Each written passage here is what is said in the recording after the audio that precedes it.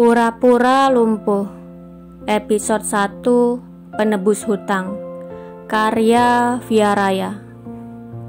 Bapak sama ibu mau ngomong apa sih? Kok mukanya serius gitu?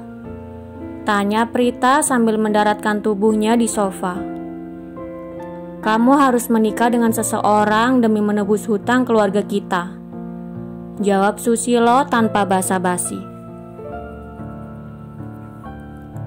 Pria terperangah mendengar jawaban ayahnya.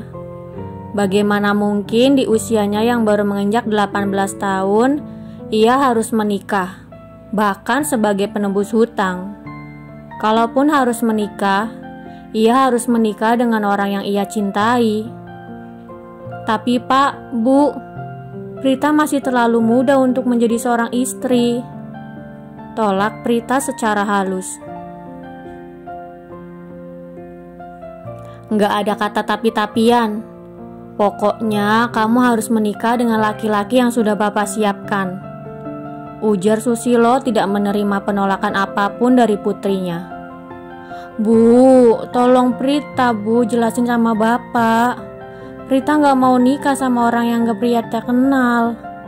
Prita cuma mau nikah sama Pak Irsyad. Gadis itu merengek meminta bantuan ibunya agar mau menjujuk ayahnya.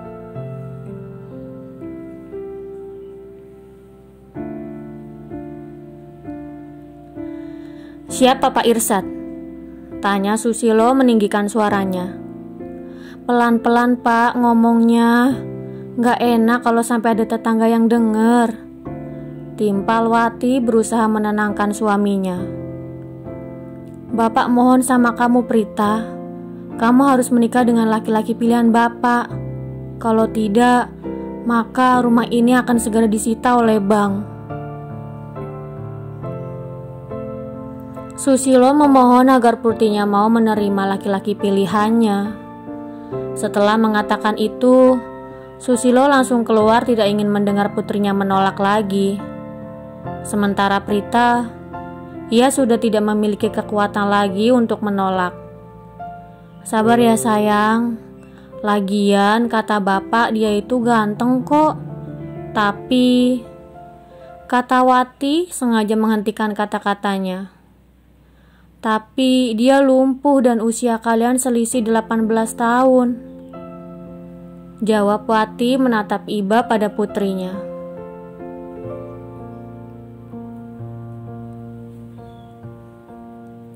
Apa? Prita gak salah dengar kan Bu?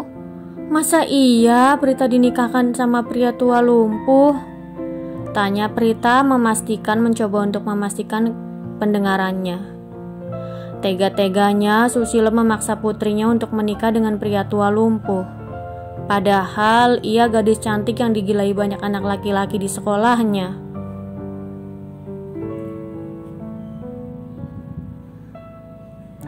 Meskipun demikian, Prita tidak bisa menyalahkan ayahnya, karena Susilo hanya ingin melindungi rumah peninggalan kedua orang tuanya.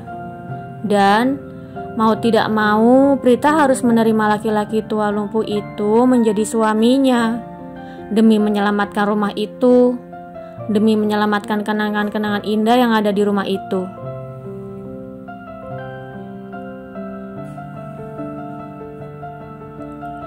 Malam hari setelah Prita memutuskan untuk menerima permintaan ayahnya, laki-laki itu datang ke rumah untuk melamarnya.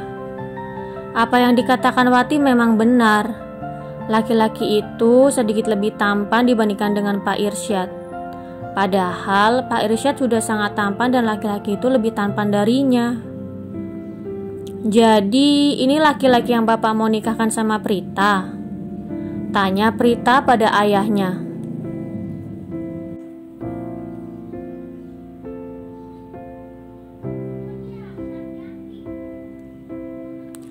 Pertanyaan itu Prita tunjukkan pada ayahnya.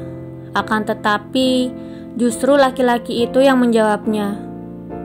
Iya, ini aku. Kenapa? Timpal laki-laki itu balik bertanya. Kamu mau nikahin aku bukan untuk dijadikan sebagai babysitter dan untuk dijadikan sebagai istri kamu kan? Tanya Prita menatap lekat pria itu dari ujung kepala hingga ujung kaki. "Prita!" sentak Susilo. Pria itu membentak sambil mengangkat tangannya dan hampir mendarat di pipi putrinya. Beruntung laki-laki itu menahannya. Kalau tidak, pasti pipi Prita sudah membekas telapak tangannya. "Maaf Nak Firas, Prita memang anaknya suka asal ngejeplak aja, suka ceplas-ceplos," kata Wati merasa tidak enak. "Nggak apa-apa Bu, saya malah suka sama anak model Prita," jawab laki-laki itu yang diketahui memiliki nama Firas. Mana ada laki-laki yang menyukai gadis asal bicara seperti yang Prita lakukan saat ini. Bisa-bisanya pria tua lumpuh itu beromong kosong. Itu yang Prita pikirkan saat ini.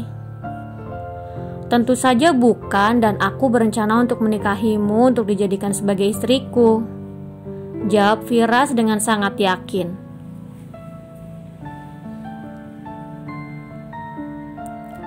"Bener gak bakal nyesel. Aku tuh ya gak bisa masak, gak bisa nyuci piring, gak bisa cuci baju, banyak makan, nyusahin. Dan yang paling terakhir, aku kalau tidur ngorok, gak bisa diem, suka nendang-nendang," kata Prita menjelek-jelekan dirinya sendiri, mencoba untuk menggoyahkan niat Firas. Ia pikir dengan menyebutkan keburukannya akan membuat Firas membatalkan rencananya. Namun sayangnya ia tidak berpikir bahwa semakin ia menjelekkan dirinya sendiri, maka semakin Firas yakin untuk menikahinya. "Kamu tenang aja Prita, di rumah aku punya banyak asisten rumah tangga kok. Jadi kamu gak perlu repot-repot mikirin itu semua. Uangku juga banyak, sebanyak apapun kamu makan, tidak akan pernah bisa menghabiskan uangku. Dan satu hal lagi, tidurku juga ngorok, tapi ranjangku terlalu besar untuk mau bisa nendang-nendangku," jawab Firas membanggakan kekayaannya. "Ya ampun," kata Prita tidak habis pikir dengan jawaban calon suaminya. Namun, ia tahu bahwa pria itu menyombongkan sesuatu yang pantas disombongkan. Sayangnya, apapun yang Prita katakan tidak akan pernah menyurutkan niat Firas untuk meminangnya. Pria itu justru semakin bersemangat dan tidak sabar. "Prita!"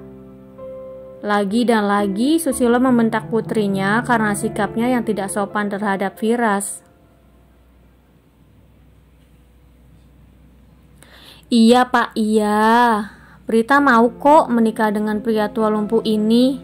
Tapi Pak, bagaimana dengan sekolah Prita?" tanya Prita mengenai pendidikannya yang baru menginjak kelas 3 SMA. "Kamu tenang aja. Aku gak akan melarang kamu. Dan kamu masih bisa tetap sekolah kok," kata Firas menimpali. Meskipun ia ingin segera menikahi Prita, namun ia tahu gadis itu masih sekolah dan tidak berniat untuk mengganggu proses belajarnya. Prita hanya menganggukkan kepalanya mendengar penuturan calon suami. "Bagaimana kalau besok pagi kita menikah?" tanyanya membuat Prita terlonjak kaget. Bibir gadis itu terlihat komat kamit mengumandangkan kata sumpah serapah. Di matanya, Firas terlihat seperti orang yang kebelet nikah. Namun, ia bisa memakluminya karena ia berpikir bahwa Firas sudah tua dan juga lumpuh. Jadi, mungkin saja pria itu sudah tidak laku jika tidak buru-buru. "Oke, aku setuju, tapi dengan satu syarat," kata Prita meminta persyaratan sebelum akad nikah itu berlangsung.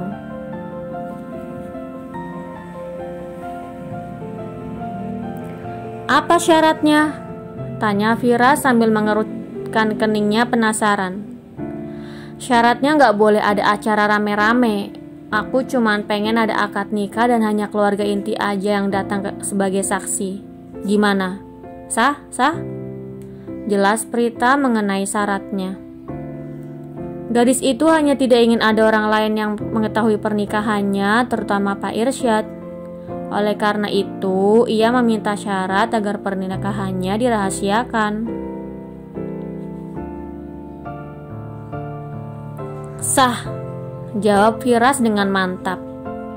Akhirnya, Prita bisa merasa lega mendengar jawabannya. Walaupun ia sudah menikah nanti, ia ingin menyembunyikan identitas barunya yang akan membuatnya dihapus dari julukan bunga sekolah. Dan satu lagi yang paling ia khawatirkan yaitu Pak Irsyad. Ia tidak ingin Pak Irsyad sampai tahu mengenai pernikahannya. Berarti udah deal ya kalau besok pagi acara nikahannya? Tanya Susilo memastikan. Pria itu sudah tidak sabar ingin menikahkan putrinya dengan Firas. Akan tetapi, hal yang paling membuatnya tidak sabar adalah melunasi hutang-hutangnya yang menumpuk seperti gunung. Bersambung. Jangan lupa untuk like, komen, share, subscribe, dan tekan tombol lonceng untuk mendapatkan notifikasi episode selanjutnya. Terima kasih.